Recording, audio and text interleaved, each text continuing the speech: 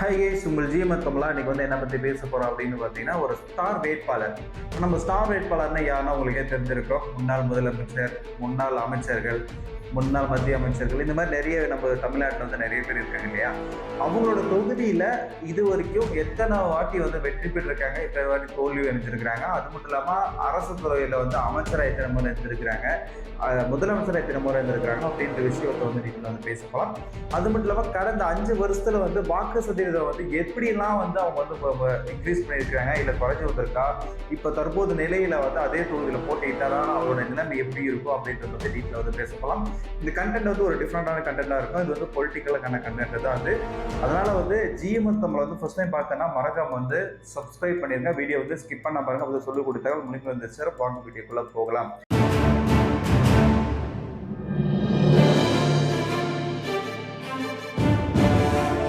இப்போ வந்து நம்ம சேனல் வந்து முதல்ல வந்து யாரை பத்தி நம்ம டீட்டெயில வந்து பேச போறோம் அப்படின்னு பார்த்தீங்கன்னா, நம்மளுடைய முன்னாள் முதலமைச்சர், தற்போது எதிர்க்கட்சி தலைவர் எடப்பாடி பழனிசாமி அவர்களை பத்தி தான் பேச போறோம்.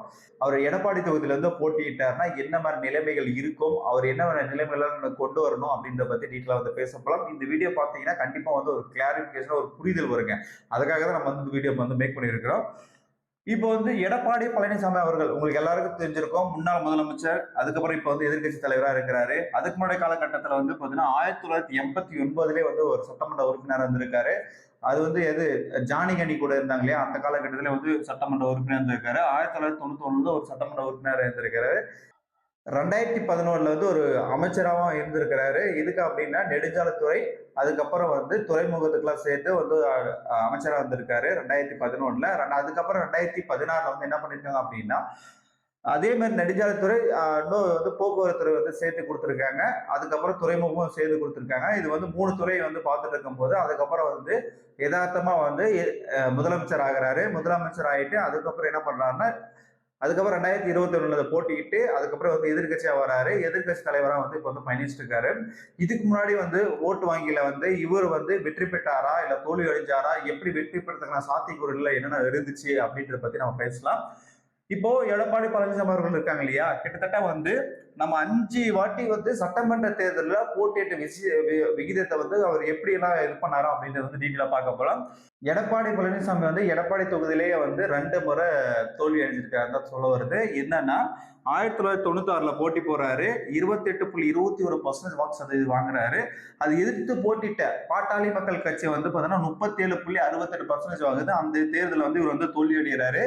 அதுக்கப்புறம் வந்து 2006 வந்து மறுபடியும் வந்து போட்டி போறாரு. 2006 போட்டி போடும்போது வந்து பாத்தீங்கன்னா 41.6% வந்து ஓட்டு இது வாங்குறாரு.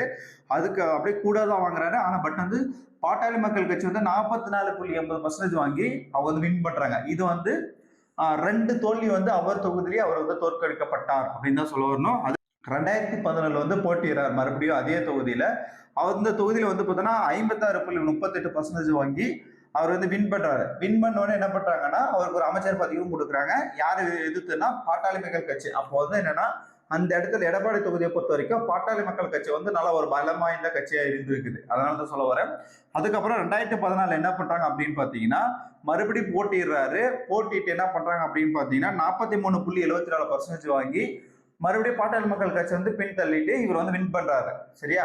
அதுக்கப்புறம் 2021 என்ன பண்றாங்க அப்படின்னு பாத்தீங்கன்னா, பாட்டாளி மக்கள் கட்சியை வந்து இவங்க கூட கூட்டணி சேர்த்துக்கிறாங்க. அதிமுக கூட கூட்டணி சேர்ந்த உடனே என்ன பண்ணுதான் அப்படின்னா, பாட்டாளி மக்கள் கட்சிக்கு போக டிஎம்கே வந்து போட்டிட்டு அந்த இடத்துல டிஎம்கே போட்டிட்டு என்ன பண்றாங்கன்னா 28.04% வந்து ஓட்டு சதவீதம் வாங்குறாங்க. அதனால வந்து வின் பண்றாரு. இப்ப அதே மாதிரி 2026லயும் எடப்பாடி தொகுதியில மட்டும்தான் அவர் வந்து போட்டிடுவாரு.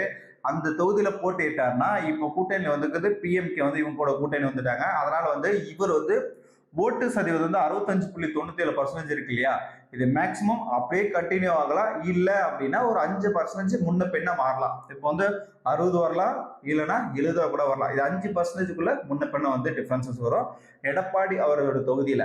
இதுதான் வந்து இப்போ இருக்கிற ஸ்டார் வேட்பாளருடைய முதல் பகுதின்னு நம்ம தெரியப்படுத்துறோம். அது மட்டும் இல்லாம நம்மளுடைய தமிழ்நாட்டில் நிறைய வேட்பாளர் இருக்காங்க, ஸ்டார் வேட்பாளர் உங்களுக்கு தெரிஞ்சிருக்கும். அடுத்தது நம்ம வந்து எம்.கே. ஸ்டாலின் அவர்களை பத்தி நம்ம வந்து அப்கமிங் வீடியோல போட போறோம். அதுக்கப்புறம் ஒரு வேட்பாளரை பத்தி நம்ம வந்து ஸ்டார் வேட்பாளர் மட்டும்தான் நம்ம வந்து பதிவு பண்ண போறோம். கண்டிப்பா உங்களோட ஸ்டார் வேட்பாளர் யாரா அப்படின்றத கருத்துல கமெண்ட் பாக்ஸ்ல கமெண்ட் பண்ணுங்க. எடப்பாடி தொகுதியில வந்து நம்ம எடப்பாடியார் நின்னார்னா எப்படி வந்து வெற்றி வாய்ப்பு எப்படி இருக்கு அப்படின்றது உங்க கருத்து வந்து கமெண்ட் பாக்ஸ்ல கமெண்ட் பண்ணுங்க. இது இல்லாம அவர் வேற என்ன முயற்சி செய்யணும் வெற்றி பெறத்துக்கு அப்படின்றதும் சொல்லுங்க. ஏன்னா வந்து இப்ப இருக்கிற கருத்து கணிப்பு இருக்கிற மக்கள் செல்வாக்கு பார்த்தீங்கன்னா அந்த தொகுதியில வந்து நல்லா தாராளமா வெற்றி பெறதுக்குன்னா வாய்ப்புகள் வந்து அதிகமா இருக்கு அப்படின்றது என்னோட கருத்து.